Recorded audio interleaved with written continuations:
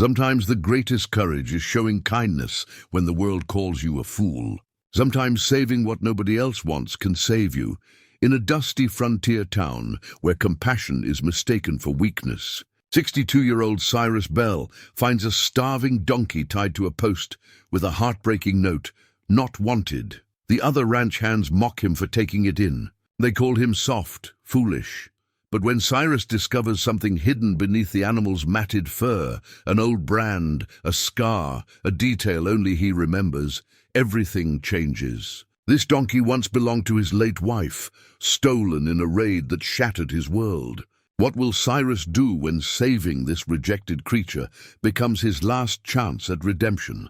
Before we jump back in, tell us where you're tuning in from. And if this story touches you, make sure you're subscribed, because tomorrow I've saved something extra special for you. The Arizona Territory stretched wide and unforgiving under an endless sky, where the earth baked red beneath the sun and survival depended on strength, practicality, and knowing your place. Hollow Creek wasn't much to speak of.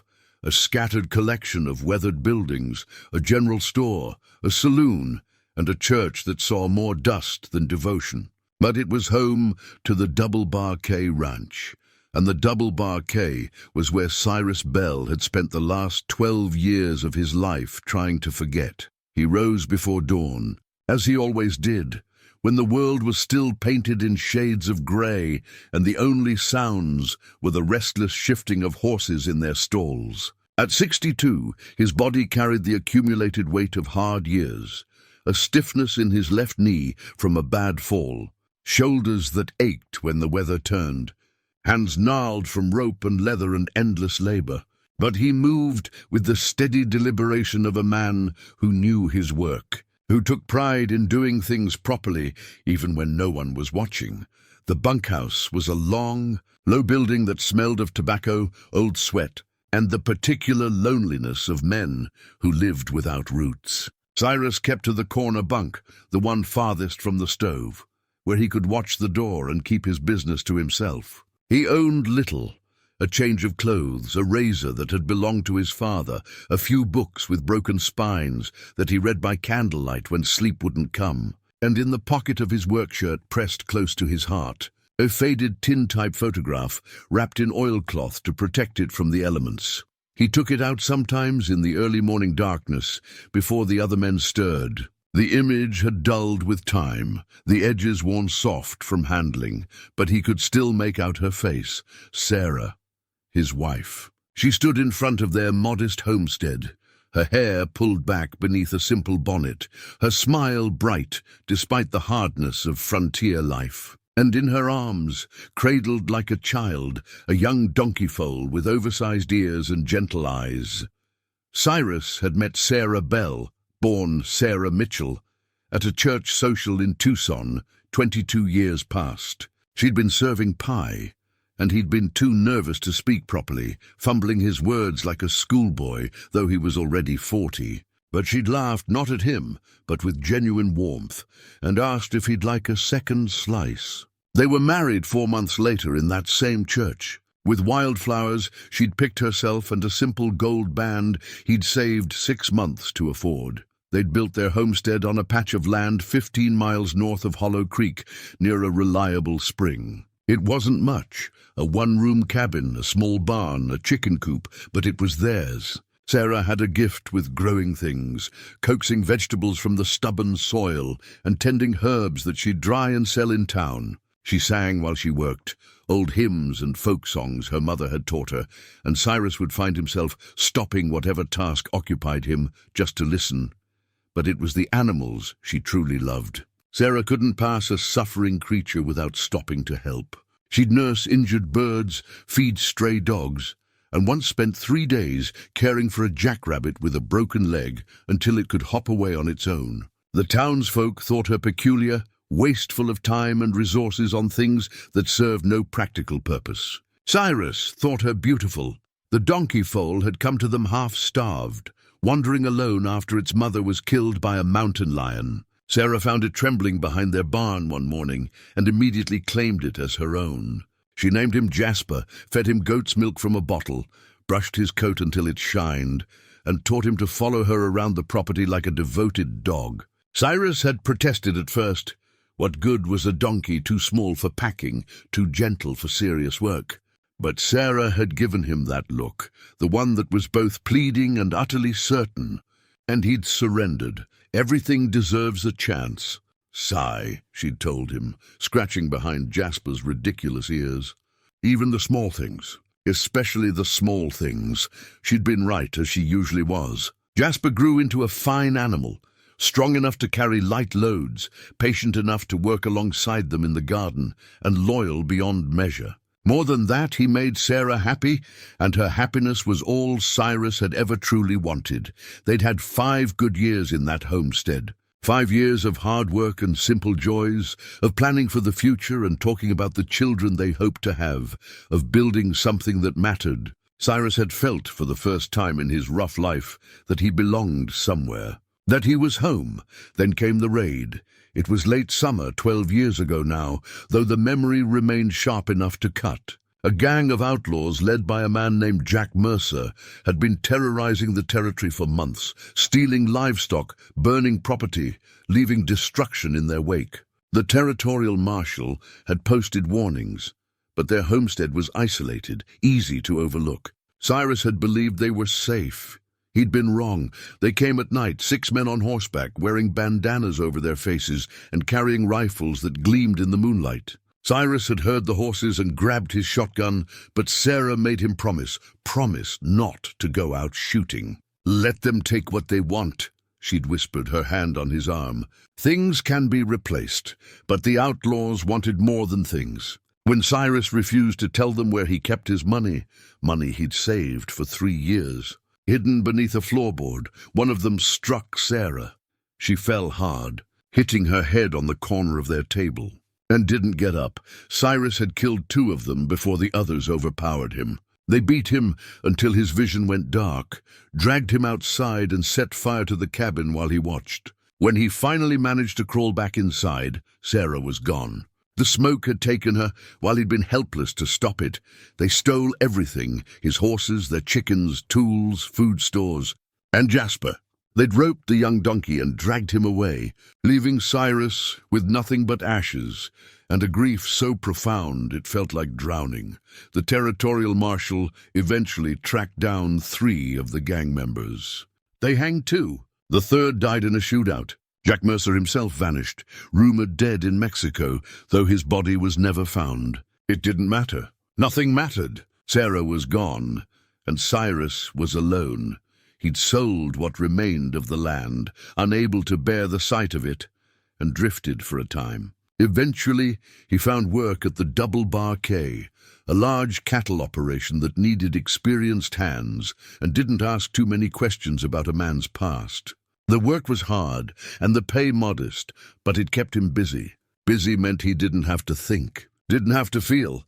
The other ranch hands were good men, mostly. Dutch Calloway, the foreman, was a gruff bull of a man in his 50s, with a grey beard and eyes that missed nothing. He ran the operation with military precision and expected every man to pull his weight. He tolerated no laziness, no excuses, but he was fair in his own rough way. Tommy Price was the youngest of the crew, barely 20, with red hair and freckles, and an eagerness that reminded Cyrus of a puppy. The boy worked twice as hard as anyone else, trying to prove himself, and looked up to the older hands with an admiration that was both touching and exhausting. Then there was Emma Hartwell, daughter of the ranch owner. She was 35, never married, and carried herself with a quiet competence that commanded respect. After her mother died 5 years back, she'd taken over managing the ranch's books and supplies, visiting weekly to check on operations. She was kind but not soft, practical but not cold. Cyrus had noticed that she always had a gentle word for the animals, always took time to listen when the hands had concerns. The ranch operated on clear principles: strength, usefulness, productivity. Every animal earned its keep. Every man pulled his share. There was no room for sentiment, no patience for impracticality.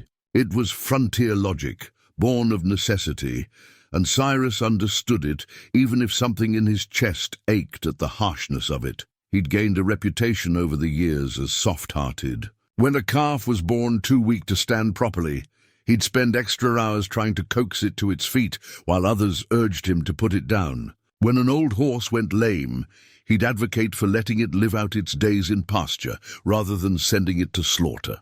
The other men teased him about it, gently mostly, calling him Mother Bell, or joking that he should have been a preacher instead of a ranch hand. Dutch would shake his head. "You got too big a heart for this work, Bell. Gonna get yourself hurt, caring about things that can't care back." But Cyrus couldn't seem to help himself. Every suffering creature reminded him of Sarah, of her insistence that everything deserved a chance.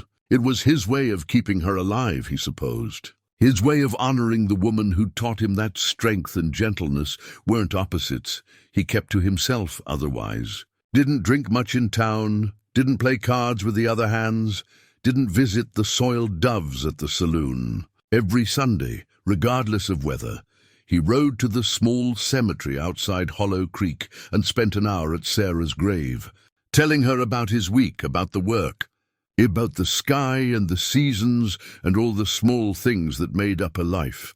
The other men thought him odd but harmless. They'd learned not to ask about his past, and he'd learned not to offer. It was an arrangement that suited everyone. His days followed a familiar rhythm. Rise before dawn, tend the horses, mend fence, move cattle, whatever Dutch needed. Eat simple meals in silence. Read by candlelight. Sleep when exhaustion finally claimed him. It wasn't much of a life, but it was steady, predictable, safe. Cyrus had convinced himself that this was enough, that he'd made peace with his small existence in the margins of other people's ambitions. He'd convinced himself that the ache in his chest was just part of getting older, that the emptiness was simply the price of survival.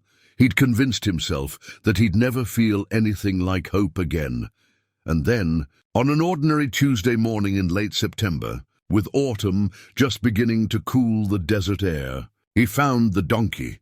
The sun had barely cleared the eastern hills when Cyrus walked toward the main corral, a worn rope halter slung over his shoulder. He'd slept poorly, troubled by dreams he couldn't quite remember, and woke with a restlessness that coffee hadn't settled. The morning air carried the sharp scent of sage and the earthy smell of animals, familiar and grounding. He heard the commotion before he saw its cause. Voices carried across the yard, laughter mixed with something crueler. Dutch's deep rumble, Tommy's higher pitch, 3 or 4 other hands, all gathered near the southeast corner of the corral. Cyrus changed direction, curious despite himself. The donkey stood tied to a weathered post, head hanging low, legs trembling with exhaustion.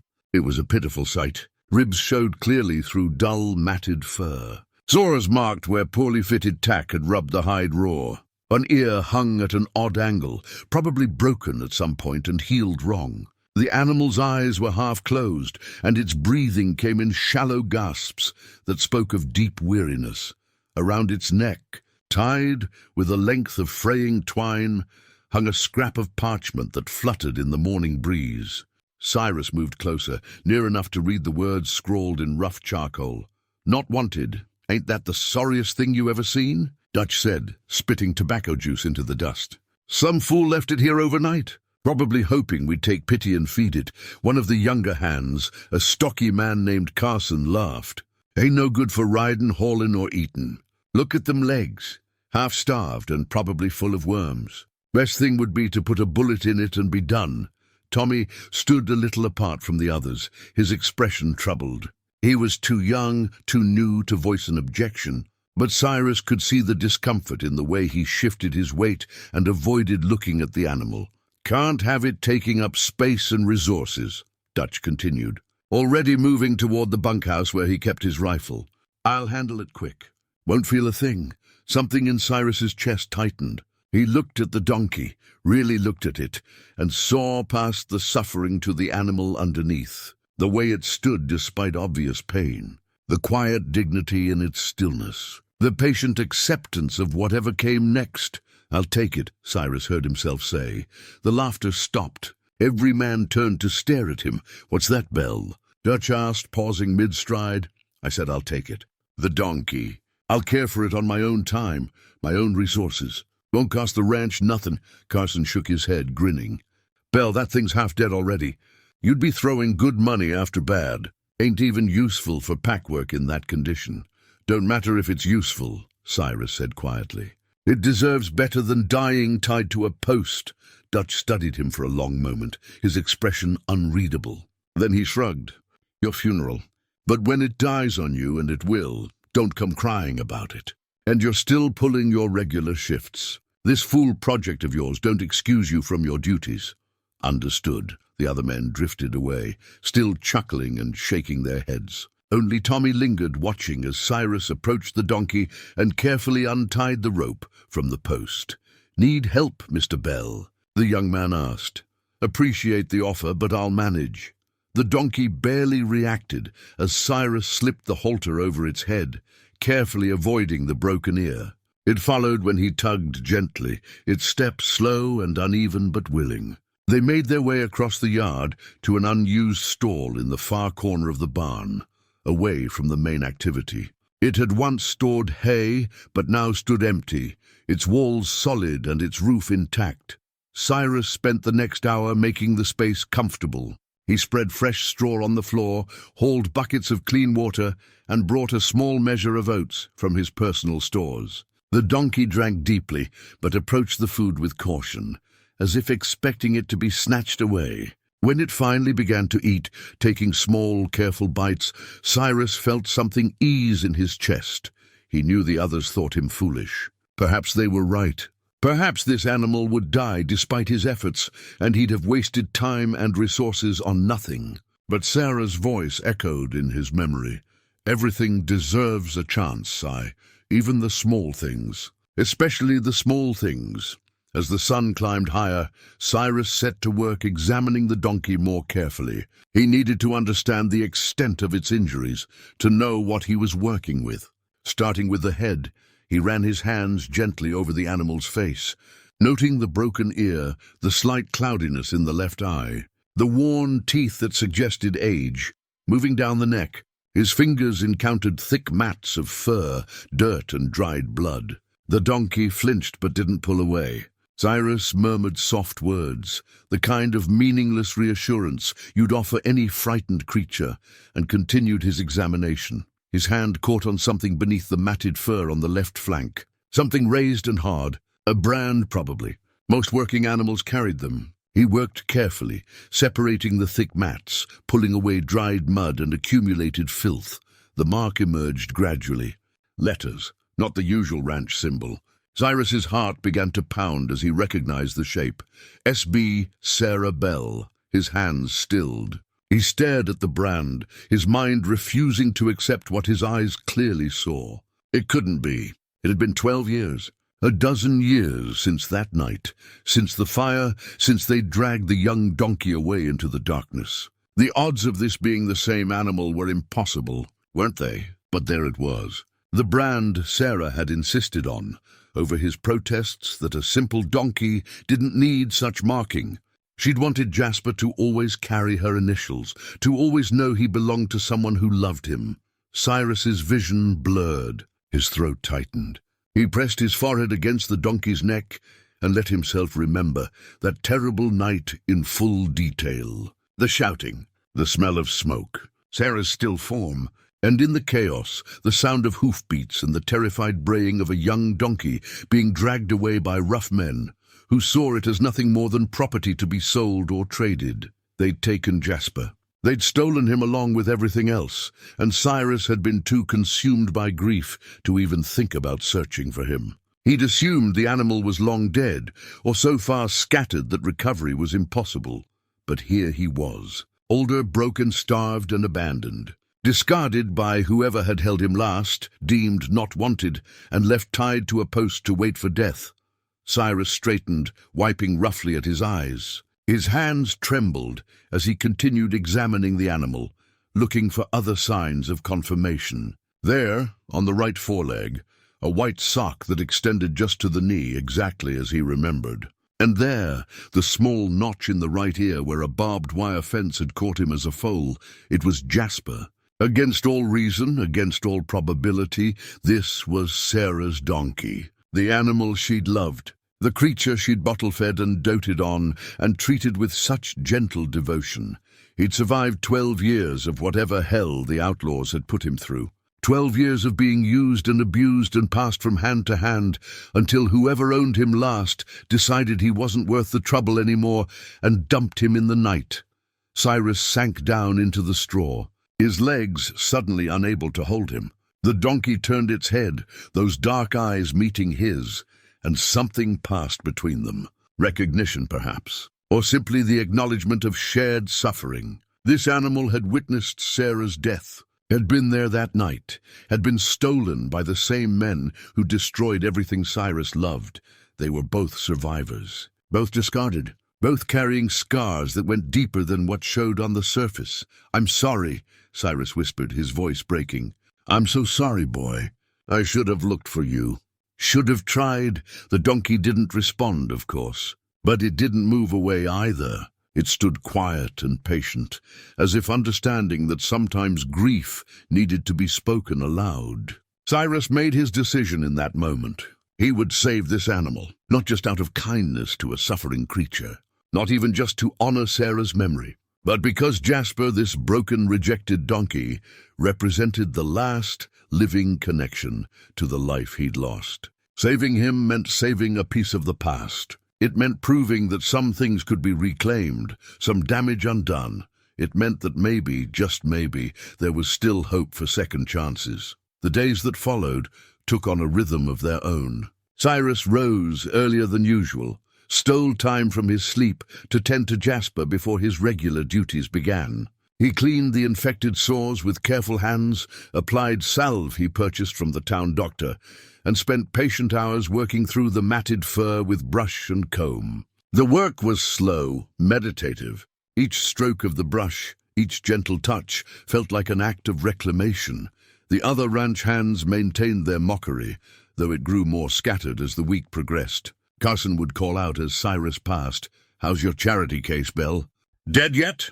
Dutch shook his head whenever he saw Cyrus hauling extra water to the far stall, but said nothing directly. The unspoken message was clear. This was Cyrus's foolishness to manage, and when it inevitably failed, no one would be surprised. But Tommy Price proved different. On the third morning, he appeared at the stall door while Cyrus was measuring out oats, careful not to overfeed a starving stomach. "Mr. Bell," the young man said hesitantly, "I brought some molasses from the cookhouse. Thought it might help the donkey eat better." Cyrus accepted the small jar with a nod of thanks. "That's kind of you, Tommy." "He looks a little better," Tommy observed, stepping into the stall. "His eyes are clearer, a bit. Still got a long road ahead." Tommy lingered, watching as Cyrus mixed the molasses into the oats. "Why'd you do it? Take him in, I mean. The others say it's a waste." Cyrus considered the question. He could offer the simple answer that the animal needed help. But something in Tommy's earnest face invited honesty. "I knew this donkey once. Long time ago. Before he was like this." "You did." "Belonged to my wife. She raised him from a foal." Tommy's eyes widened. "I didn't know you were married." "Was. She died 12 years back." The young man went quiet, the weight of that simple statement settling between them. "Then I'm sorry, Mr. Bell. That must have been hard." "Still is some days." Cyrus set the feed bucket down. Jasper approached it slowly, still cautious, but eating with more confidence than before. "My wife had a gift with animals. Could gentle the meanest horse, coax life back into the sickest creature. She would have known exactly what to do here. Seems like you're doing fine to me." Cyrus allowed himself a small smile. "Doing my best to remember what she taught me."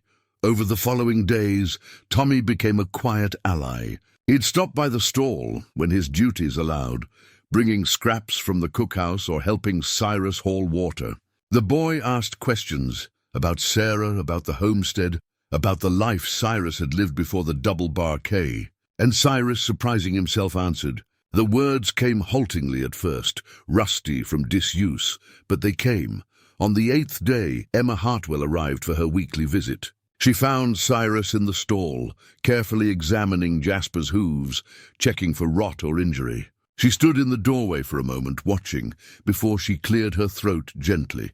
"I heard you took in a donkey," she said.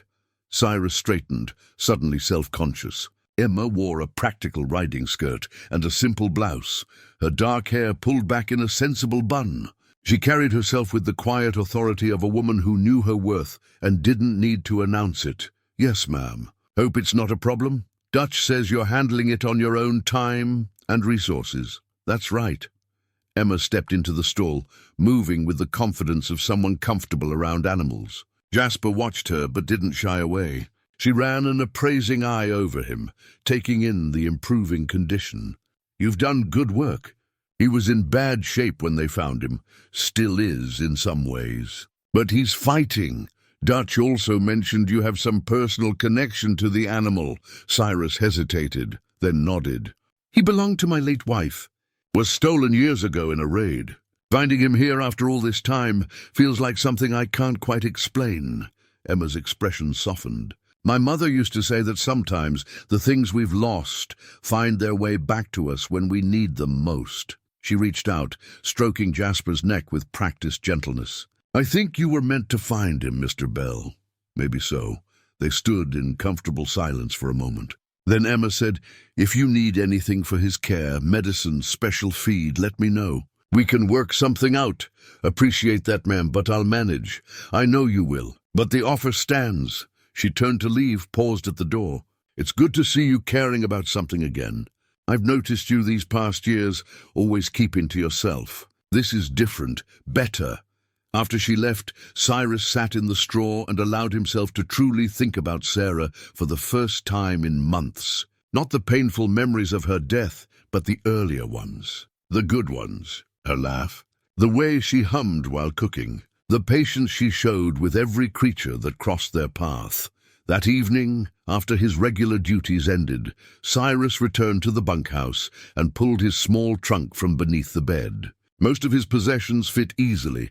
Extra clothes, his father's razor, the tintype photograph. But at the very bottom, wrapped in oilcloth and tied with string, was a leather journal. Sarah's journal.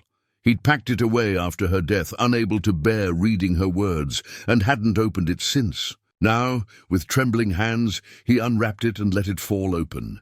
The pages were yellowed, her handwriting familiar and heartbreaking. He flipped through slowly, past entries about garden planning and recipes, past notes about the weather and lists of chores. Then he found what he was looking for. April 17th, 1875. Found a donkey foal today, half-starved and shaking behind the barn. His mother must have been killed. Cy says we don't need another mouth to feed, but how can I turn away from those eyes? I'll call him Jasper after the stone. Grey and steady and precious, May 2nd, 1875. Jasper follows me everywhere now. He's like a large, awkward puppy. Eats from my hand and lets me brush him for hours. There's a white sock on his right foreleg that makes him look like he's wearing a fancy boot. Cy pretends to be annoyed, but I caught him smiling at Jasper yesterday, June 20th, 1875. Had Jasper branded today.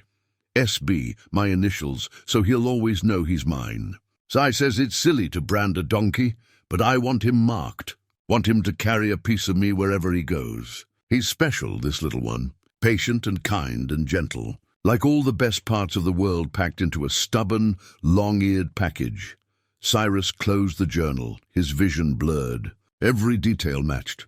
The white sock, the gentle temperament Sarah had described. Even the brand, her insistence on marking him with her initials, her desire for him to always know he's mine. The next morning, Cyrus entered the stall and spoke clearly for the first time. "Jasper!" The donkey's ears swiveled forward. His head lifted. "Jasper," Cyrus repeated more softly. The donkey took 3 steps toward him, something like recognition flickering in his dark eyes. It had been 12 years, an impossible span of time for an animal to remember a name, a voice, a life before the suffering. But something was there, some echo of memory, or perhaps simply the response to a tone that promised safety. Cyrus reached out, running his hand along Jasper's neck. "Yeah," he whispered, "it's you. It's really you. And I'm going to make sure nothing bad happens to you ever again. For the first time since Sarah's death, Cyrus felt the walls around his heart begin to crack. Not break, not yet, but shift just enough to let in the smallest sliver of light. By the second week, Jasper's recovery had become visible to anyone who cared to look. The sores were healing, pink new skin replacing the infected wounds. His coat, once dull and lifeless, was beginning to show hints of its natural grey sheen where Cyrus had worked through the mats. Most importantly, the donkey's eyes held alertness now, awareness replacing the dull resignation of an animal waiting to die. Cyrus found himself spending more and more time in the stall, even when Jasper didn't strictly need attention. He'd sit in the straw and talk, his voice low and steady, telling stories about Sarah that he'd kept locked away for over a decade, about how she'd sing to the chickens while collecting eggs, how she'd argued with him about the proper way to stack firewood, insisting her method was superior even though they both knew his made more sense, how she'd cried when they'd found an injured bird and couldn't save it, then dried her tears and said, well, at least it didn't die alone. Jasper would stand nearby, ears forward, listening with an attention that felt almost human. Sometimes he'd rest his head against Cyrus's shoulder, and Cyrus would stroke his neck and feel something in his chest loosen just a bit more. The memories came easier now, the happy ones, not just the painful end. He remembered Sarah dancing in the cabin on a rare rainy afternoon, pulling him up despite his protests that he had 2 left feet. He remembered the way she'd tease him about his serious nature, calling him my solemn soldier and trying to make him laugh. He remembered, and the remembering hurt less than it had before.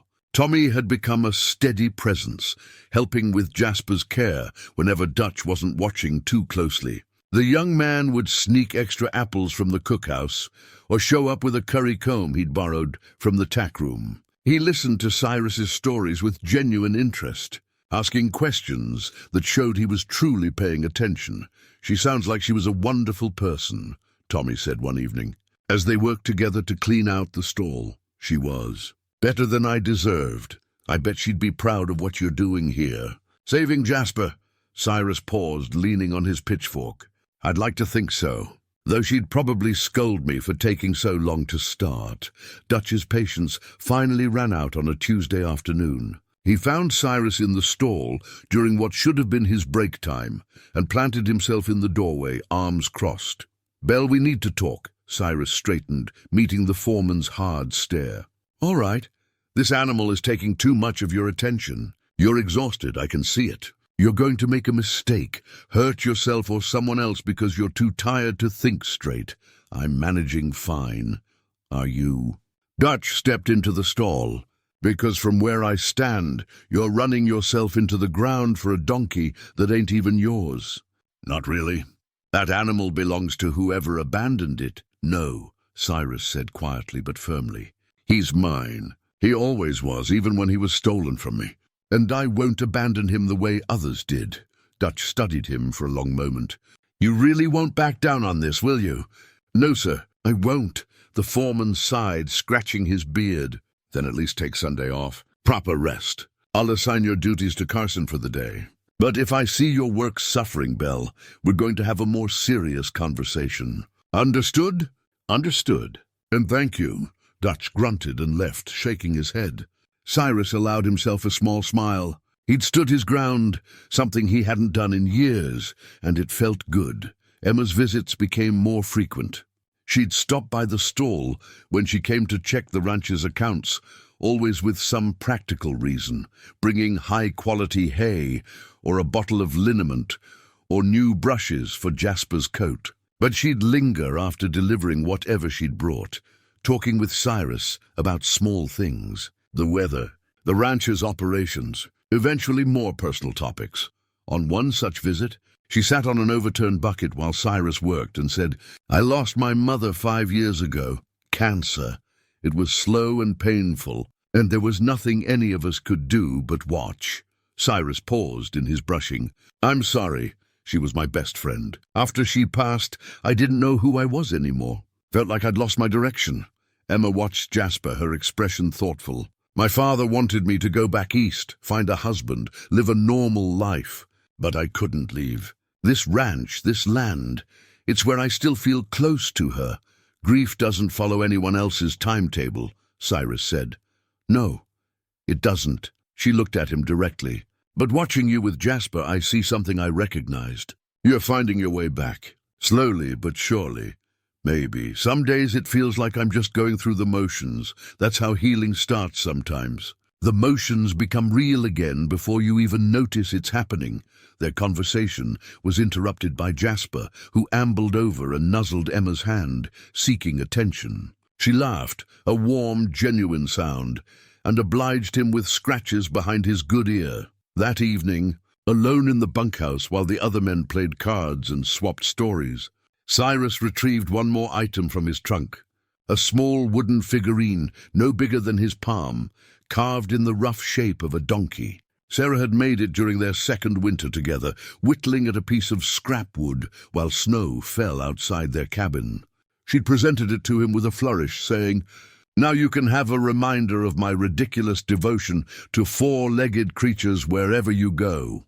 He'd carried it with him ever since, wrapped carefully and tucked away. Now he walked through the darkness to Jasper's stall and placed the figurine on a small shelf by the door. The wood had darkened with age, Sarah's finger marks still visible in the grain. "This was hers," he told Jasper. "She made it for me, but I think she'd want you to have it here. A piece of her watching over you."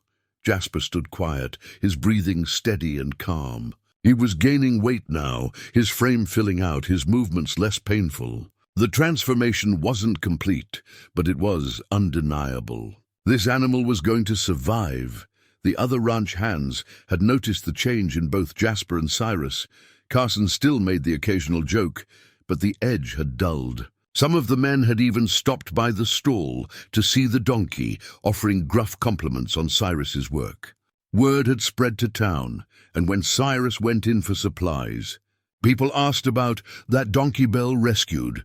The town doctor, a weathered man named Fitzgerald who treated humans and animals with equal skill, stopped by one afternoon. He examined Jasper thoroughly, checking teeth, joints, listening to his heart and lungs. "You've done remarkable work, Bell," he said finally. "This animal was within days of death when you found him. Now, he'll live years yet if you keep caring for him properly."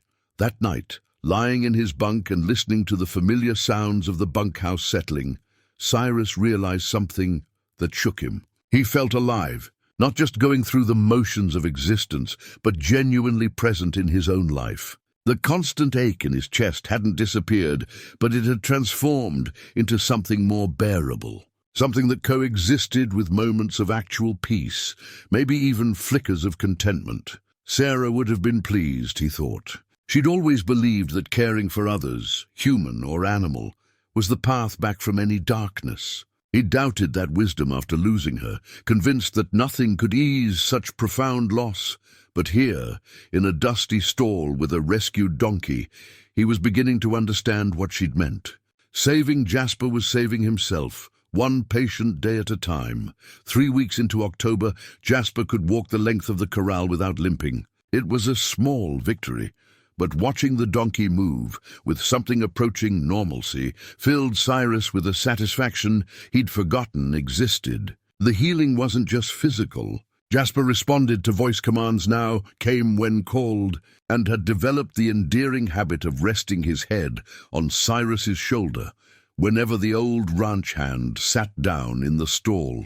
The days had taken on a pleasant rhythm. Cyrus would complete his regular duties with renewed energy, then spend his evenings with Jasper, teaching him to respond to simple commands, walking him in slow circles around the empty corral, rebuilding the trust that had been shattered by years of rough treatment.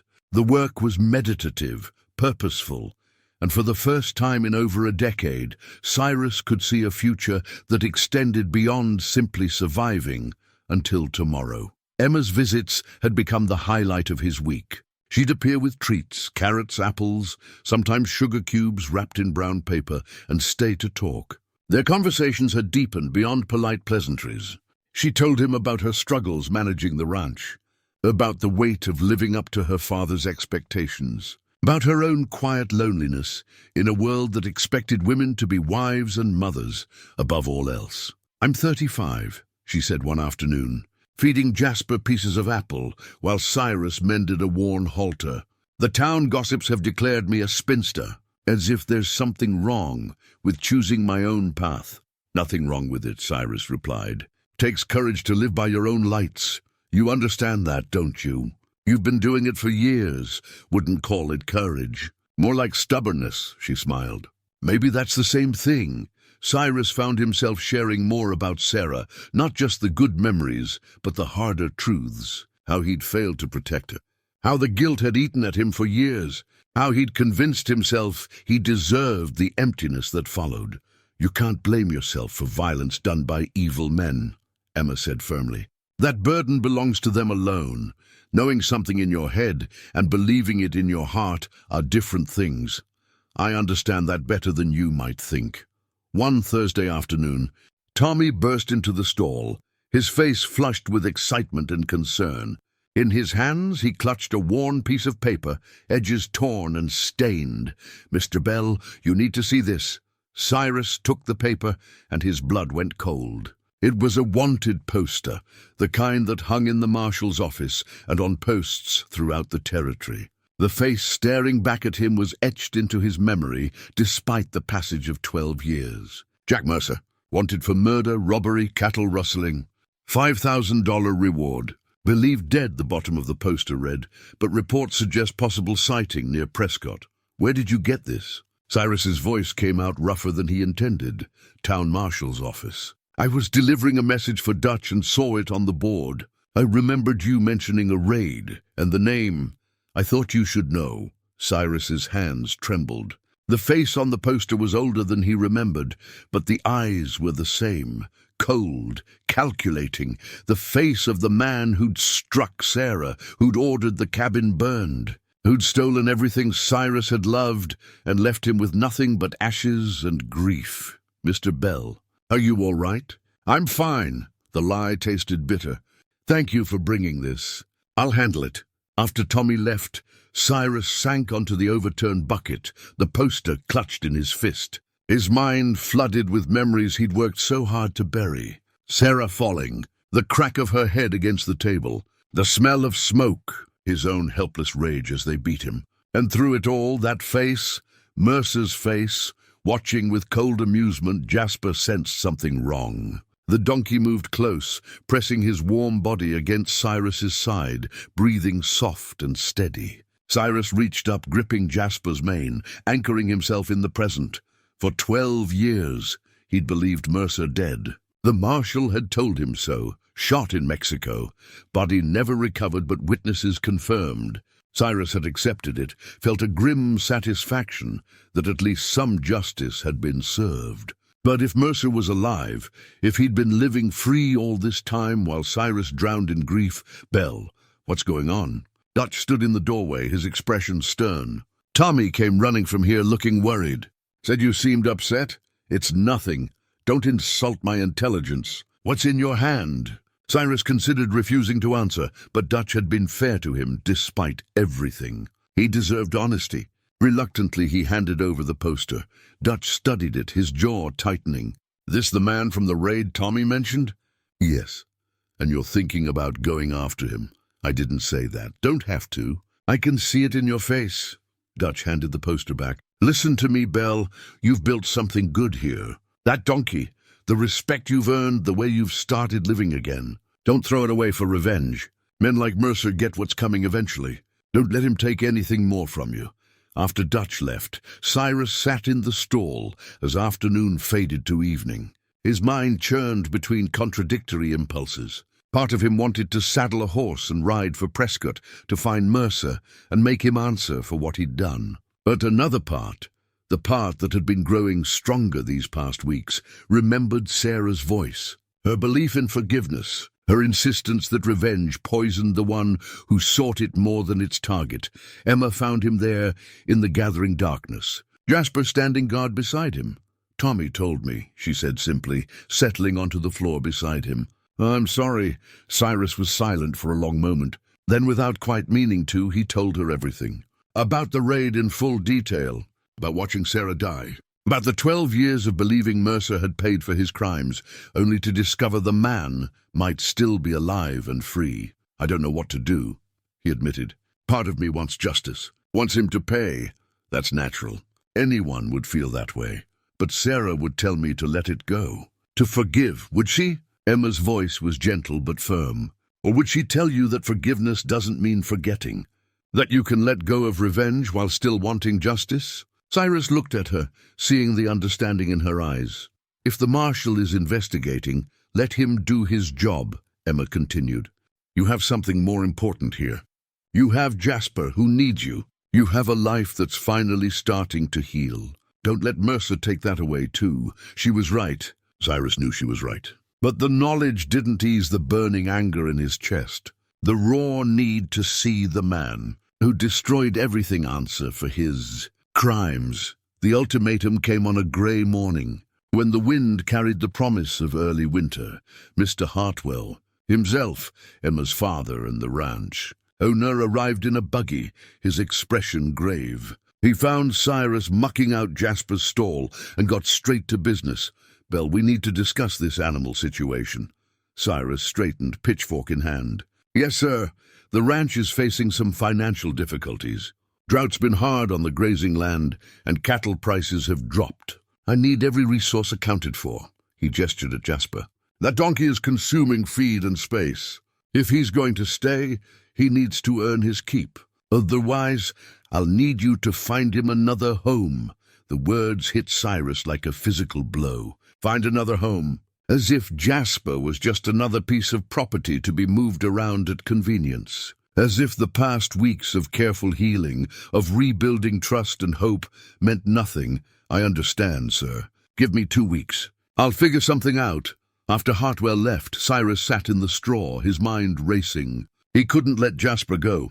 Not now, not after everything. But he also couldn't ask the ranch to keep supporting an animal that served no practical purpose. The frontier was harsh about such things. Sentiment didn't fill bellies or pay debts. That evening, alone in the bunkhouse, Cyrus pulled the chain from around his neck.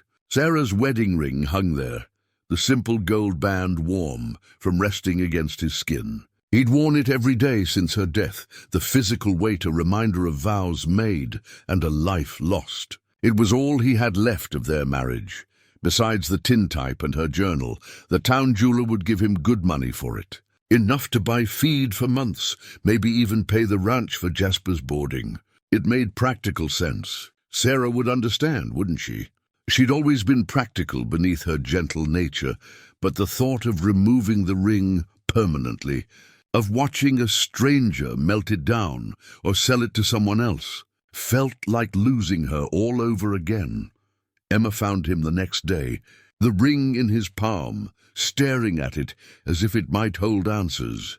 Cyrus? She'd started using his first name recently, and he found he didn't mind. What are you thinking? Thinking I might need to sell this.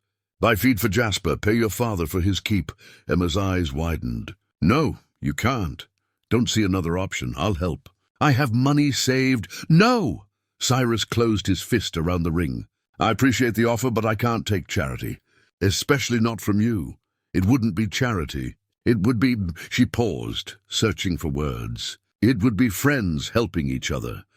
Emma, I can't ask that of you. They stood in tense silence until Tommy appeared, slightly out of breath. Mr. Bell, I've been thinking. What if we trained Jasper to work? Nothing heavy, but he could carry supplies, pull a light cart, prove he's useful. Cyrus considered this. Jasper was healthier now, strong enough for light labor. It wouldn't be the same as a full working animal, but it might be enough to satisfy Hartwell's requirement. It's worth trying, he said slowly. Over the next week, Cyrus worked with Jasper on simple tasks. The donkey proved surprisingly willing, as if understanding what was at stake. They started with carrying empty saddlebags, then gradually added weight. Jasper would walk beside Cyrus, steady and patient, following commands with an eagerness that broke and mended something in Cyrus's heart at the same time. Tommy helped fashion a simple cart from spare lumber. It was rough but functional. They hitched Jasper to it carefully, watching for any sign of distress or pain. The donkey pulled without complaint, his gait steady despite old injuries. Some of the ranch hands gathered to watch, including Carson and a few others who'd been particularly vocal in their mockery. But now they watched with something approaching respect. "I'll be damned," Carson muttered. "The old coot actually made something useful out of that walking skeleton." Dutch observed from a distance, his expression unreadable. He approached Cyrus later that evening. "You're still thinking about Mercer, aren't you?" Cyrus didn't bother denying it. "Can't seem to stop. That kind of thinking will eat you alive." "I've seen it before." Dutch's voice was unusually gentle. "Men who chase revenge end up hollow, even when they get it. Especially when they get it. So I'm supposed to just forget? Let him walk free? I'm saying you need to choose what matters more. The life you're building, or the death you're contemplating." Emma's words echoed similar themes when she visited later. "Forgiveness doesn't mean forgetting," she said, watching Jasper nose through the straw for stray pieces of grain. "It means choosing not to let the past poison your future." "How do you forgive something like murder?" "I don't know if you can, fully, but you can decide that the person who did it won't control your life anymore. That's a kind of freedom too." Cyrus wanted to believe her, wanted to embrace the peace she described. But at night, when sleep eluded him, he saw Mercer's face, heard Sarah's cry, smelled the smoke, and the anger felt righteous and justified and impossible to release. On Saturday, a traveling merchant stopped at the ranch to sell goods. Cyrus was walking Jasper near the main house when the man's eyes fixed on the donkey. "That's a fine animal," the merchant said. "Looks like one I saw a few years back down near the Mexican border. Was part of a pack train run by some rough characters. Outlaws, I suspect. They had a whole string of stolen livestock." Cyrus's blood went cold. "You're sure it was the same donkey?" "I can't be certain, but the markings look similar. Had that same broken ear, I think. Felt sorry for the beast. They worked him hard, didn't treat him well." After the merchant left, Cyrus stood in Jasper's stall, processing this new information. Jasper had been with the outlaws, not just stolen by them on that terrible night, but kept by them for years afterward. This donkey had witnessed who knew what crimes, had been forced to carry stolen goods, had seen violence and cruelty as a daily reality. The knowledge should have filled Cyrus with rage. Instead, he felt a profound sadness. Jasper wasn't just a reminder of what had been taken from him. He was a fellow survivor of the same evil men. They'd both been broken by Mercer's gang, both discarded when they were no longer useful. Cyrus reached up, touching the chain around his neck where Sarah's ring rested. He'd keep it, he decided. Find another way to pay for Jasper's upkeep. The ring was part of Sarah, and so was his commitment to this animal. He couldn't sacrifice one for the other. He'd have to find a way to honor both. "We're going to be all right," he told Jasper softly. "Both of us. We're going to survive this and come out better on the other side." He only wished he felt as certain as he tried to sound.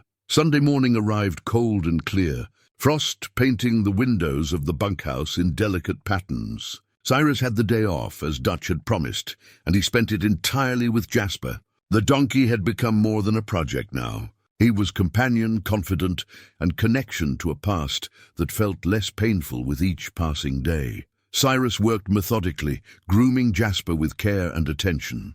The donkey's coat had improved dramatically, but there were still areas of matted fur that needed patient work. He'd been putting off dealing with the thick mats along Jasper's neck, knowing they'd be painful to work through. But today seemed like the right time. He started at the base of the mane, working his fingers gently through the tangled hair. Jasper stood patient and still, occasionally turning his head to nudge Cyrus as if to reassure him. The trust between them had grown profound. This animal, who had every reason to fear human touch, now actively sought it out. As Cyrus worked higher along the neck, just beneath where the mane hung thick and heavy, his fingers encountered something that made him pause, a pattern in the skin. Not the brand he'd already found, Sarah's SB on the flank, but something else. Something hidden beneath layers of matted hair that had grown wild and unkempt.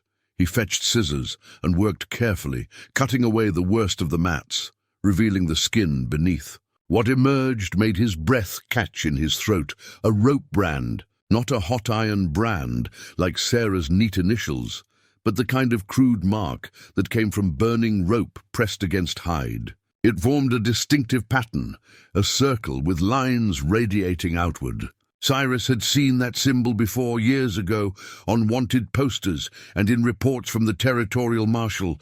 It was the mark of the Mercer gang. Cyrus stepped back, his heart pounding. His mind raced through the implications, pieces of a terrible puzzle clicking into place. Jasper hadn't just been stolen by the outlaws that night. He'd been marked by them, claimed as their property. That meant, oh God, Cyrus whispered, Jasper had been with them. For years, however long it took for that rope brand to heal and for his mane to grow long enough to hide it. He'd been part of their operation, carrying stolen goods, witnessing their crimes. This gentle creature had been forced to serve the very men who'd murdered Sarah. The realization hit Cyrus like a physical blow. He sank to his knees in the straw, his vision blurring. Jasper had been there that night. He'd witnessed Sarah's death, had been dragged away from the only home and family he'd known, forced into a life of hard labor and abuse by the same men who'd destroyed everything. And when he'd finally outlived his usefulness, too old, too scarred, too broken down by years of rough treatment, they'd discarded him, tied him to a post with a note that said, "Not wanted," and left him to die. The cruelty of it overwhelmed Cyrus. His shoulders shook with sobs he'd been holding back for 12 years. All the grief, all the rage, all the helpless frustration came pouring out in great wrenching gasps. Jasper moved closer, pressing his head against Cyrus's chest, and somehow that made it both worse and better.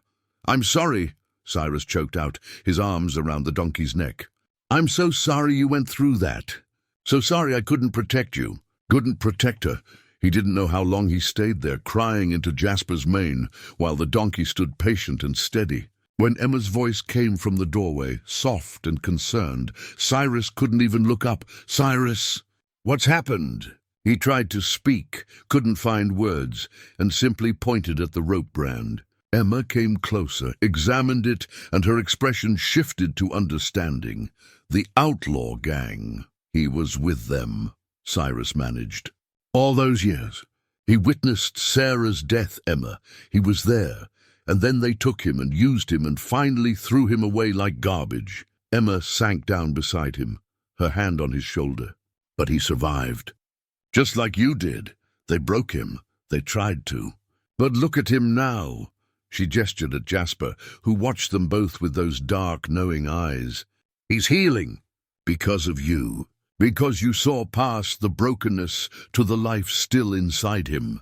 Cyrus wiped his face with shaking hands. His mind conjured images he could barely stand. Jasper in the years after that night, carrying stolen goods through harsh territory, beaten when he moved too slowly, neglected and abused. Forced to work for the men who'd killed his beloved Sarah, the psychological torture of it. If animals could understand such things, seemed unbearable. How many times did they load him down with things they'd stolen? Cyrus said bitterly. How many raids did he witness? How many people suffered because of what he was forced to help them do? None of that was his choice. He's as much a victim as anyone, I know. I know that. But Emma, his voice broke again. He's carried this burden all these years. No wonder they abandoned him. He probably reminded them of their crimes. Of the night they killed Sarah. They couldn't stand having him around anymore. The not-wanted note suddenly made terrible, perfect sense. Jasper wasn't just unwanted because he was old or sick or used up. He was unwanted because he was a living reminder of murder, of the innocent woman whose death had allowed them to steal him in the first place. Tommy appeared at some point, drawn by the commotion. He stood in the doorway, uncertain, until Emma waved him in. "Tell him," she said quietly to the young man. Tommy shifted uncomfortably. "I didn't want to add to your troubles, Mr. Bell, but I heard more news in town yesterday. Jack Mercer, he's definitely in the territory." Marshall confirmed it. "There's a posse forming to track him down. They leave in 3 days." The room went very still. This was the moment. The choice Cyrus had been circling for weeks. He could join that posse. Could ride out with righteous fury and help hunt down the man who destroyed his life. The man who'd stolen this innocent animal and forced him into years of suffering. Jasper nuzzled his shoulder, patient and forgiving. "You have every right to go," Emma said softly. No one would blame you, but even as she spoke, Cyrus felt something shift inside him. He looked at Jasper, really looked at him, and saw not just a reminder of loss, but proof of survival. This donkey had endured unspeakable things and somehow retained his gentle nature. Hadn't become vicious or broken beyond repair. He'd suffered and yet still chose to trust, to connect, to live. If Jasper could do that, what excuse did Cyrus have for clinging to revenge? "No," Cyrus said, the word feeling both heavy and freeing. "I'm not going," Tommy's eyes widened. "But Mr. Bell, that donkey chose to survive," Emma said, echoing words she'd spoken before. "So can you." "She's right." Cyrus stood, his legs unsteady but holding. "Mercer took 12 years from me. Took my wife, my home, my hope. He took 12 years from Jasper too, made him live a nightmare. But I'll be damned if I let him take one more day." He looked at Emma, then Tommy, his voice growing stronger. "That man doesn't deserve any more of my life, any more of my energy. I've got something more important right here, something that needs me, something I can actually help." "The marshal will get him," Tommy said. "Justice will be served. Maybe, maybe not. But either way, it's not my burden anymore." Cyrus placed his hand on Jasper's neck, feeling the steady pulse beneath his palm. "This animal and I, we're both survivors of the same evil.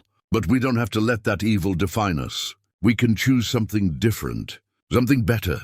Emma smiled, tears bright in her eyes. "Sarah would be proud of you." From the doorway, Dutch's gruff voice startled them all. "Didn't mean to eavesdrop, but I heard most of that." He stepped into the stall, his expression softer than Cyrus had ever seen it. "You're making the right choice, Bell. That's not weakness, that's wisdom. How long have you been standing there?" "Long enough." Dutch looked at Jasper with new respect. "That donkey's been through hell and back." "So have you?" "Maybe it's time you both got some peace." Cyrus nodded, unable to speak past the tightness in his throat. He'd made his choice, not the one driven by rage or pain, but the one guided by the lessons Sarah had tried to teach him, the one that honored both her memory and the life he still had left to live. Let the posse hunt Mercer. Let justice take its course. Cyrus had more important work, healing, protecting, and learning to live again. The days following Cyrus's discovery of the rope brand moved with a strange, deliberate pace. Time seemed to stretch and compress simultaneously, each hour heavy with decision, each moment pregnant with the weight of choice. Cyrus found himself standing at a crossroads he'd never expected to reach again, the intersection of past and future, grief and hope, vengeance and peace. He spent those evenings in Jasper's stall, long after the other ranch hands had retired to the bunkhouse. The lantern light cast warm shadows across the worn wooden walls, and the donkey's breathing provided a steady, reassuring rhythm that anchored him to the present moment. On the third night after his realization, Cyrus pulled out a sheet of paper he'd purchased from the general store, along with a stub of pencil that felt awkward in his calloused hands. He'd never been much for writing. Sarah had been the one with the graceful script, filling her journals with observations about the world around them, recording her dreams and hopes in careful, beautiful letters. But tonight, Cyrus needed to find words for everything churning inside him, words he'd never spoken aloud, feelings he'd buried for 12 long years. The letter began simply, "Dear Sarah." His hand trembled as he formed the words, each sentence a small act of courage. He wrote about the day he found Jasper, about the mockery and his stubborn decision to save the creature anyway. He wrote about discovering her brand, the SB that connected this animal to their shared past. He described the rope brand that revealed Jasper's years with the outlaws, the men who destroyed their life together. "I spent so long being angry," he wrote, the pencil scratching across the rough paper. "I let that anger hollow me out until there wasn't much left of the man you married. I stopped caring about tomorrow because yesterday hurt too much to remember." Jasper shifted in his stall, moving closer to where Cyrus sat on an overturned bucket. The donkey's warm breath ruffled the paper's edge. "But this old donkey," Cyrus continued, "he survived what I survived. He carried the weight of other men's cruelty and came out the other side. When I look at him, I see what's possible. I see that maybe surviving isn't the same as giving up. Maybe it's the bravest thing we can do. The words came faster now, filling the page with his cramped handwriting. He wrote about Emma's kindness, about Tommy's eager friendship, about the way the community had slowly shifted in its judgment of him. He wrote about the choice before him, to pursue the men who'd taken Sarah from him, or to honor her memory by choosing the path she would have wanted. "You always said kindness was the hardest work," he wrote. "You were right about that, like you were right about most things. Forgiveness doesn't mean forgetting, does it? It means choosing not to let the past poison whatever future we might have left." When the letter was finished, 3 pages of his rough thoughts and careful confessions. Cyrus folded it carefully and tucked it into his shirt pocket, right next to the tin-type photograph he always carried. Then, with Jasper standing quietly beside him, he read the entire letter aloud. His voice broke more than once. Tears tracked through the dust on his weathered face, and he didn't bother to wipe them away. Jasper stood patient and steady, occasionally nuzzling Cyrus's shoulder with a gentleness that spoke of deep understanding, the kind that exists between creatures who've both known loss and found their way through it. From the shadows near the stable door, Emma Hartwell watched this moment of raw vulnerability. She'd come to bring fresh water for Jasper's trough and found herself frozen by the intimacy of what she witnessed. Cyrus Bell, the man the ranch hands called soft and foolish, was perhaps the strongest person she'd ever known. She backed away quietly, leaving him to his private conversation with memory and hope. The next morning brought unexpected news. The ranch owner, Robert Hartwell, made his way to Jasper's stall where Cyrus was measuring out feed with his usual careful attention. The older man, normally gruff and focused solely on profit margins, stood watching for a long moment before speaking. "Bell," he said finally, "I've been watching what you've done with that animal. How you've brought him back from the edge." Cyrus straightened, waiting for the criticism he'd grown accustomed to expecting. "My daughter tells me you've got a way with creatures others have given up on," Hartwell continued. "Says you see something in them worth saving." He cleared his throat, uncomfortable with sentiment, but pushing forward anyway. "Ranch could use that kind of dedication. Consider the matter of keeping the donkey settled. You've earned it." Before Cyrus could respond, Hartwell was already walking away, shoulders stiff with the awkwardness of praise. But the message had been delivered. Jasper could stay. The threat that had hung over them for weeks had lifted. Tommy found Cyrus an hour later, grinning with the irrepressible energy of youth. "Mr. Bell, did you hear? The boss said Jasper can stay permanent." "I heard," Cyrus said, allowing himself a small smile. "That ain't all," Tommy said, his excitement bubbling over. "I've been listening, paying attention like you taught me. And Mr. Bell," his voice dropped to a more serious register, "I want to be like you when I grow up. Want to be the kind of man who does the right thing even when folks laugh at him for it." The words hit Cyrus harder than he'd expected. He looked at this young man, barely 17, and saw reflected back a belief in goodness that he'd thought the world had beaten out of him long ago. "That's about the finest thing anyone said to me in more years than I can count," Cyrus said quietly. "You keep that heart of yours, Tommy. Don't let the hard times make you hard." The moment was interrupted by Dutch Calloway's arrival. The foreman had been keeping his distance since overhearing the conversation about Jack Mercer, but now he approached with obvious purpose, his expression grave. "Bell, we need to talk," Dutch said. "Private-like." They walked to the far end of the stable, out of Tommy's earshot. Dutch pulled off his hat, turning it in his hands, a nervous gesture Cyrus had rarely seen from the usually confident man. "I heard things in town yesterday," Dutch said. "The Mercer gang's been spotted 2 towns over, moving this direction. Word is they're looking for something they lost." Cyrus's jaw tightened. "Let them look. Don't go doing nothing foolish," Dutch said. "Don't go looking for trouble when it ain't found you yet." "I'm not looking for anything but peace," Cyrus said, and he meant it. "Those days are behind me." Dutch studied him for a long moment, then nodded slowly. "You've changed, Bell. I didn't see it at first, too busy thinking you were just soft." But there's a difference between soft and kind, ain't there? Took me too long to learn it. The conversation was interrupted by the arrival of Marshal Tom Brennan, a weathered man in his 50s who carried the law with a quiet competence that inspired respect rather than fear. He dismounted and walked directly to where Cyrus and Dutch stood. "Cyrus," the marshal said, "heard some things that concern me. The Mercer gang's moving through the territory, and given your history with them, I wanted to ask if you'd like some protection. Could station a deputy here at the ranch, just as a precaution." Cyrus shook his head. "Appreciate it, Marshal, but no. I'm not looking to provoke anything, and I won't hide from shadows either. If trouble comes, we'll handle it then."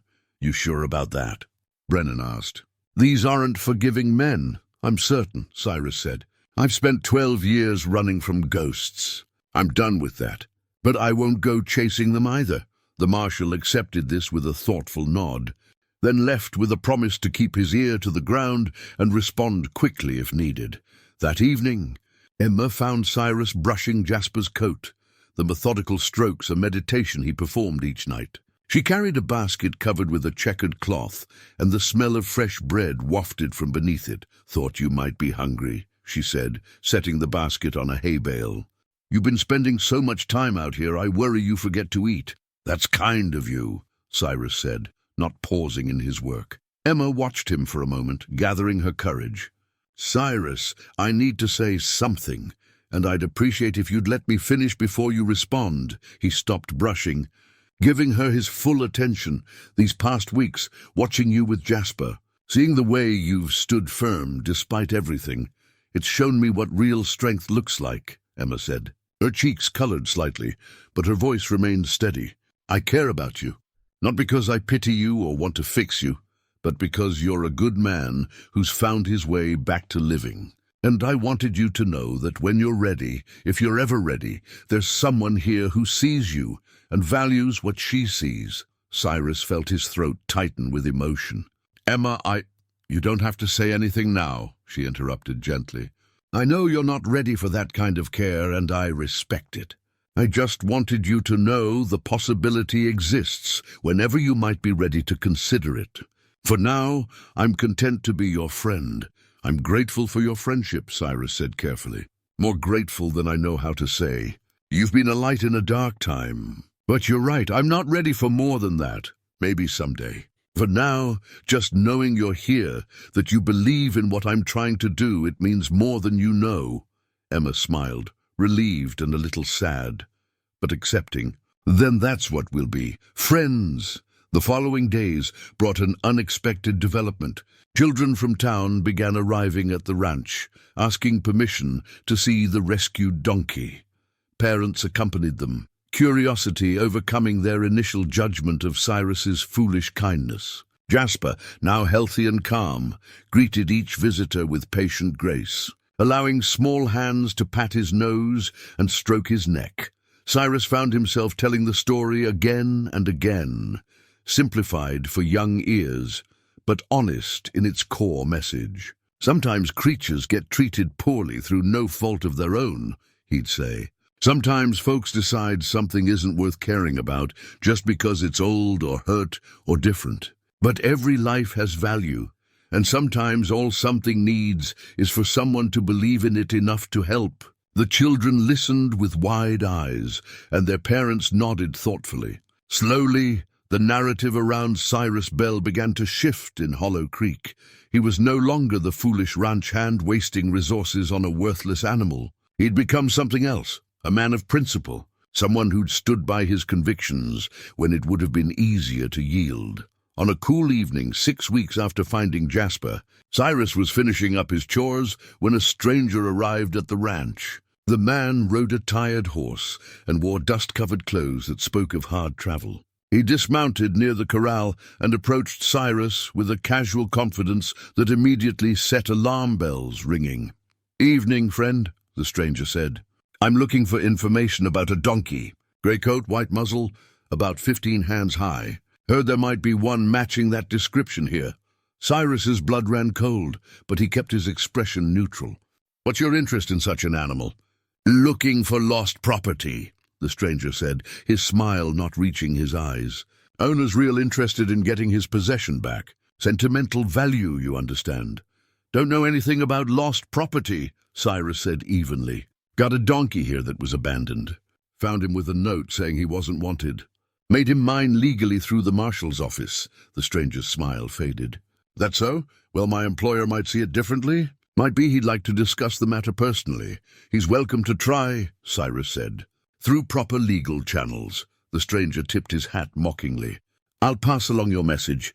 But friend, you might want to reconsider your position. Some discussions are better handled cooperative-like. He rode off as the sun set behind the mountains, leaving Cyrus standing in the gathering darkness with the certain knowledge that the storm he'd been dreading was finally about to break. The climax was coming, inevitable as winter, and Cyrus Bell stood ready to face it, not with the rage and vengeance he'd carried for 12 years, but with the quiet strength he'd rediscovered in the eyes of a rejected donkey who'd taught him that survival itself was an act of courage. The stranger returned 2 days later, and this time he brought company. 3 men rode into the Double Bar K ranch just after dawn, when the morning light painted everything in shades of gold and promise that belied the danger they carried with them. Cyrus was already awake, had been for hours, some instinct telling him that today would bring the confrontation he'd been bracing for. He stood in the stable doorway, one hand resting on the frame, the other tucked into his pocket where Sarah's small Bible nestled against his palm. She'd carried it every day of their marriage, filled the margins with her careful notes about grace and forgiveness, underlined passages about mercy and second chances. He'd found himself reading it these past weeks, tracing his fingers over her handwriting, trying to understand the faith that had made her so fearlessly kind. The 3 riders dismounted with the easy confidence of men accustomed to getting what they wanted. The one from before, lean and cold-eyed, flanked by 2 others who had the look of hired muscle about them. They wore their guns low and ready, though none made a move to draw. Not yet. Told you I'd be back, the lead man said. Brought some friends to help discuss matters. Cyrus didn't move from his position. Nothing to discuss. Donkey was abandoned. He's mine now, legal and proper. See, that's where you're wrong, the man said. Animal belongs to Jack Mercer. He's real particular about getting back what's his. The name hung in the air like smoke from a gunshot. Dutch Calloway, who'd been mucking stalls nearby, froze at the sound of it. Within moments, other ranch hands began appearing from the bunkhouse, from the barn, from their various morning tasks. They formed a loose semicircle behind Cyrus, none of them armed, but all of them present. Tommy pushed his way to the front, young and eager, and ready to stand by the man he'd come to admire. Emma had been in the main house when she saw the riders arrive. She sent one of the stable boys running for the marshal before making her way quickly to the gathering crowd. She positioned herself where Cyrus could see her, a steady presence in his peripheral vision. Jack Mercer's got no claim here, Cyrus said, his voice carrying clearly across the morning air. He stole that donkey 12 years ago during a raid. Stole him along with everything else worth taking. The creature was abandoned with a note saying he wasn't wanted. That makes him mine. The lead outlaw's eyes narrowed. You seem to know an awful lot about Mr. Mercer's business. I know he murdered my wife during that raid, Cyrus said flatly. Burned our homestead, killed Sarah Bell while she tried to defend her home. That donkey belonged to her. Had her brand on him, SB for Sarah Bell, found it beneath the dirt and neglect you people left him in. This revelation caused a stir among both groups. The outlaws exchanged glances, calculating this new information. The ranch hands pressed closer, protective instincts rising. That's a sad story, the lead man said, though his tone suggested he found it anything but. But it don't change facts. Mr. Mercer's got his own claim. That donkey wasn't stolen from your wife. It was stolen from his daughter first. Your Sarah took it from a little girl who'd already lost everything. Cyrus felt the ground shift beneath him. That's a lie. Ain't no lie, the outlaw continued. Mercer's daughter.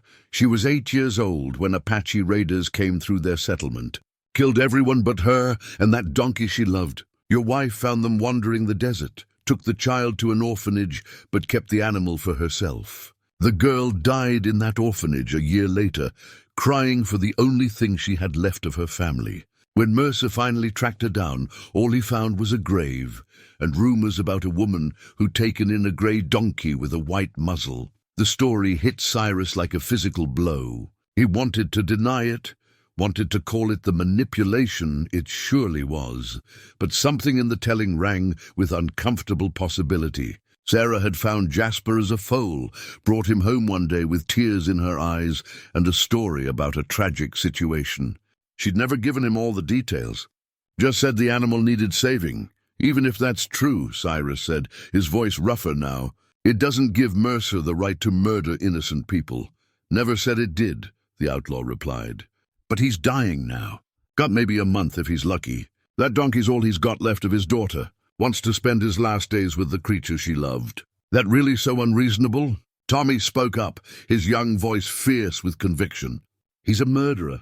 He doesn't deserve anything. Maybe not, the lead man agreed. But he's asking anyway. The sound of approaching horses cut through the tension. Marshal Brennan arrived with 2 deputies, all 3 men armed and alert. They positioned themselves strategically, hands near their weapons, but not drawing them. Gentlemen, Brennan said calmly, I'm going to need you to state your business here. We're here for property that belongs to Jack Mercer, the lead outlaw said. Just trying to conduct business peaceable-like. You're wanted men, Brennan replied. All 3 of you. Got warrants dating back years. You're under arrest. The outlaws' hands moved toward their guns, but they were outnumbered and outpositioned. The deputies had their rifles trained steady, and even the unarmed ranch hands had picked up tools that could serve as weapons if needed. The mathematics of violence worked against them. You can come quiet or you can come hard, Brennan said. But you're coming either way. Cyrus reached into his pocket, pulling out Sarah's Bible. He held it for a moment, thinking about her notes on forgiveness, her underlined passages about grace. Then he looked at the lead outlaw, at the man who'd ridden all this way on behalf of a dying murderer who'd destroyed Cyrus's life, but who'd also, apparently, lost everything himself, Marshal, Cyrus said quietly. I don't want to press charges. I don't want to testify against these men. Everyone turned to stare at him, Emma with concern, Tommy with confusion, Dutch with something like respect. Cyrus, Brennan began, these men are wanted for— I know what they're wanted for, Cyrus interrupted. But I've carried enough hate for one lifetime. You do what the law requires, but leave me out of it. I've got everything I need right here. The lead outlaw looked at Cyrus with something that might have been surprise or might have been respect. You really mean that? Every word, Cyrus said. But the donkey stays with me. Jasper's been through enough. He's found peace here, and I won't be the one to drag him back into that life. Fair enough, the man said as the deputies moved forward to bind his hands. I'll tell Mercer you said so. For what it's worth, I think he'd understand. The deputies led the 3 outlaws toward their horses, hands bound and faces resigned to their fate. The morning sun had fully risen now, casting long shadows across the ranch yard and illuminating the dust kicked up by so many boots and hooves. Cyrus stood watching, feeling the weight of his decision settle into his bones, not with regret, but with a kind of quiet peace he hadn't expected. As they prepared to mount up, the lead outlaw turned back one more time. His voice carried across the space between them, bitter but oddly respectful. You don't deserve that animal, he called out. Soft-hearted fool who lets murderers walk away. Cyrus met his gaze steadily, and when he spoke, his voice was calm and certain. Maybe not, but I'll spend every day trying to. The simplicity of that statement seemed to take the fight out of the man. He nodded once, then turned away as the marshal's party prepared to ride out. Before they left, Brennan approached Cyrus privately. There's something you should know, the marshal said, keeping his voice low. Jack Mercer himself is holed up about 20 miles from here in an old prospector's cabin. He's dying, like they said. Consumption's got him bad. He sent those men because he's too weak to travel. Cyrus absorbed this information without speaking. Thought you deserved to know, Brennan continued. In case you wanted to, well, I don't know what you'd want to do with that information. But it's yours now. Appreciate you telling me, Marshal, Cyrus said. But I've got no business with Jack Mercer. What he did, he'll answer for in his own time and in his own way. I'm done carrying that burden. Brennan studied him for a long moment, then nodded with approval. You're a better man than most, Cyrus Bell. World could use more like you. As the Marshal's party rode off with their prisoners, the tension that had gripped the ranch yard began to dissolve. The ranch hands dispersed slowly, returning to their morning duties with frequent glances back at Cyrus that held new understanding. Dutch Calloway was the last to leave, pausing to extend his hand in a gesture that spoke volumes. I was wrong about you, Bell, Dutch said gruffly. Called you soft when I should have seen you as something else entirely. Takes more strength to show mercy than to demand revenge. I see that now. Cyrus shook his hand, surprised by the firmness of the grip and the genuine respect in the foreman's eyes.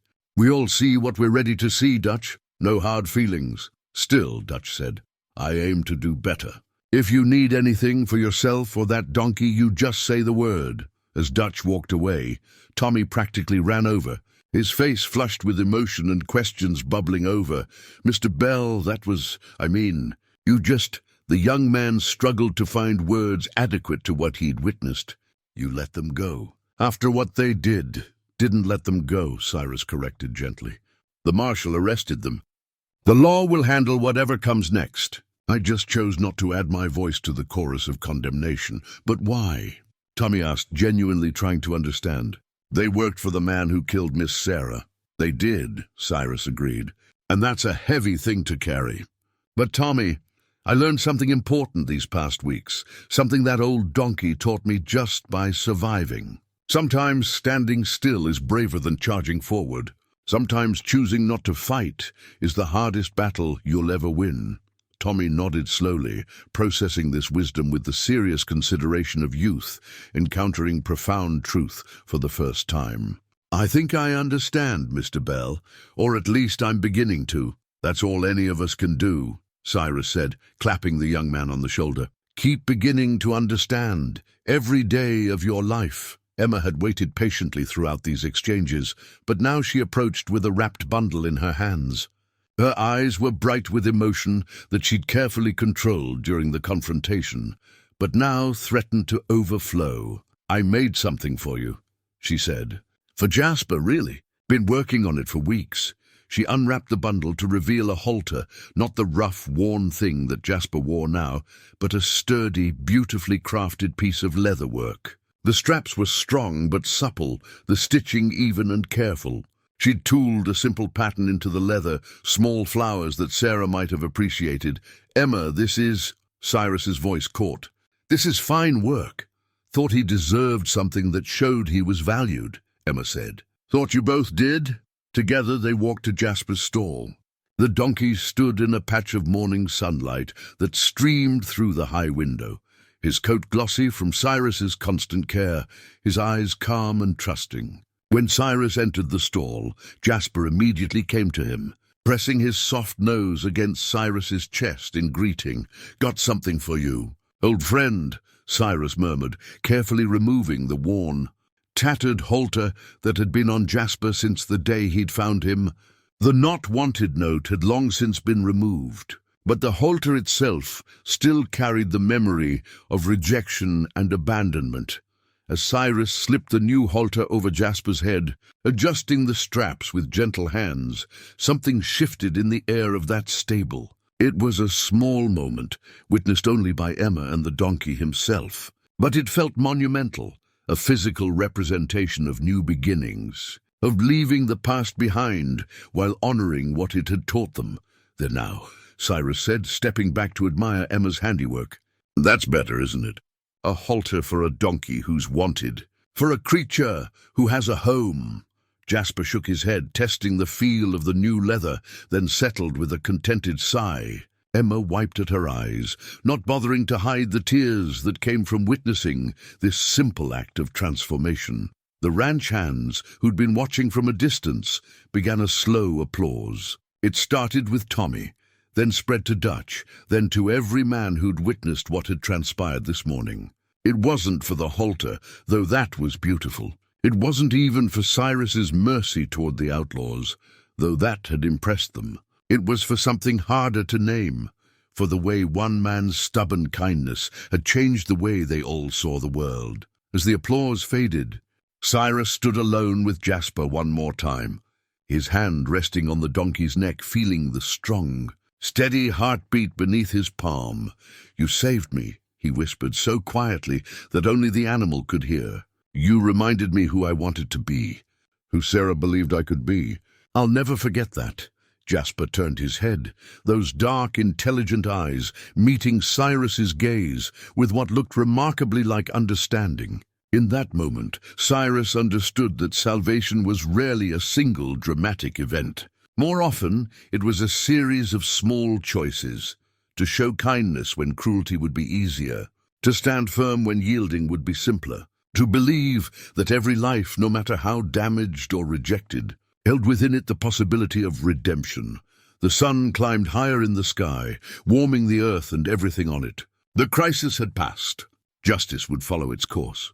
And Cyrus Bell, once broken by loss and hollowed by grief, stood whole again in the morning light, ready to face whatever came next, with the quiet courage that comes from choosing love over hate, mercy over vengeance, and hope over despair. 6 weeks passed like water flowing over smooth stones, each day adding to the gentle reshaping of Cyrus Bell's life.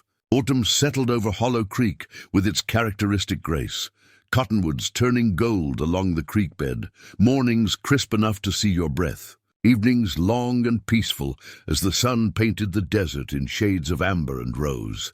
Cyrus had made a decision during those weeks, one that surprised even him with its rightness. Using every dollar he'd saved from 15 years of ranch work, plus a small loan from the bank that Robert Hartwell had personally guaranteed, he purchased a modest plot of land just outside town. 5 acres of decent grazing, a small cabin that needed work, and a barn that had seen better days but still stood solid and true.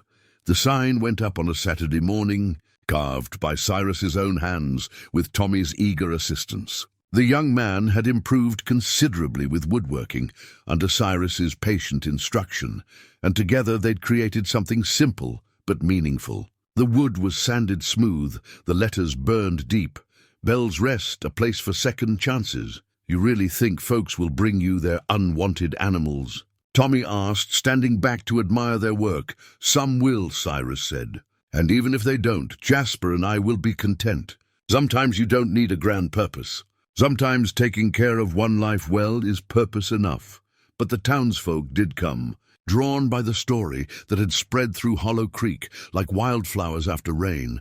The story of a man who'd saved a rejected donkey and in doing so had saved himself. They brought animals others had given up on.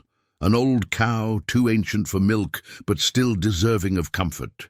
A 3-legged dog that had been scheduled for shooting. A horse gone blind in one eye that no longer served its purpose in the mines. Cyrus took them all in with the same patient care he'd shown Jasper. He built additional shelters with Tommy's help, installed water troughs, created spaces where damaged creatures could heal at their own pace. Emma visited regularly, bringing vegetables from her garden and staying to help with the feeding. Her presence had become as natural as breathing, though neither of them had spoken of anything beyond friendship. There was time for that if it was meant to be. For now, the easy companionship was enough. On a particularly clear afternoon, Cyrus found himself at Sarah's grave for the first time since starting his new venture. The cemetery sat on a hill overlooking the valley, and her marker stood beneath an old oak tree that she would have loved. He'd been coming here once a month for 12 years, usually to stand in silence with his hat in his hands and his heart full of unspoken grief. Today was different. "I brought you something," he said, settling onto the ground beside her stone. From his pocket, he pulled Sarah's Bible, the one he'd carried during the confrontation with the outlaws. The one filled with her notes about grace and forgiveness. "I've been reading what you wrote in the margins," he continued, his voice conversational, as if she might actually hear him. "All those passages you underlined about second chances and redemption, I think I finally understand what you were trying to tell me, even back then. You knew life would be hard. You knew we'd face loss and pain. But you believed, truly believed, that kindness was the answer. That love was stronger than hate, even when hate felt easier. He told her about the new place, about the animals finding refuge there. He told her about Tommy's growth, about Dutch's change of heart, about Emma's patient friendship. He told her about Jasper, who stood even now by the cemetery gate waiting with the endless patience that only donkeys possess. I'm building something good, Cyrus said. Something that honors what you taught me. And Sarah, I'm happy, really happy, for the first time since you left. I hope that makes you glad. The wind rustled through the oak leaves above him, and Cyrus chose to believe that was answer enough when Marshal Brennan stopped by Bell's Rest the following week. He brought news that Cyrus had been half expecting. Jack Mercer had died in the prospector's cabin, the consumption finally claiming him. He'd never known that his men had failed to retrieve the donkey, had passed believing that small piece of his daughter still waited for him somewhere in the territory. Thought you should know, Brennan said. Don't expect it changes much for you, but it closes the chapter on that business. Appreciate you telling me, Cyrus replied.